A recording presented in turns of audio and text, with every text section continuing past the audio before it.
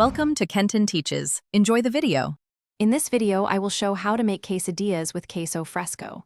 First, gather your ingredients: tortillas, queso fresco, and any additional fillings you desire. Next, crumble about 1/4 cup of queso fresco onto 1/2 of a tortilla.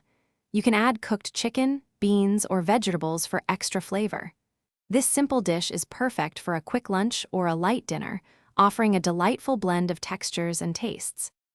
Once your queso fresco is crumbled, spread it evenly over 1/2 of a tortilla. If you're adding other ingredients, like seasoned chicken or sautéed peppers, layer them over the cheese. Be careful not to overfill, as this can make folding and cooking difficult. Gently fold the other half of the tortilla over, pressing down lightly to secure the filling inside. This creates a neat, half-moon shape ready for cooking. Now, let's cook these beauties. Heat a non-stick skillet or griddle over medium heat, adding just a teaspoon of oil or butter. Place your folded quesadilla in the hot pan.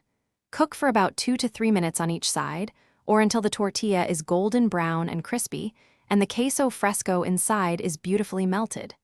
This careful cooking ensures a perfect texture and flavor every time. Once cooked, transfer your quesadilla to a cutting board. For easy eating, slice it into 2 or 3 wedges. Serve these warm, cheesy delights immediately with your favorite toppings, such as fresh salsa, creamy guacamole, or a dollop of sour cream. They're incredibly versatile and always a crowd pleaser. And hey, if you're looking to upgrade your home cleaning game, check the description for a link to an amazing robot vacuum and other great deals. Enjoy your delicious homemade quesadillas.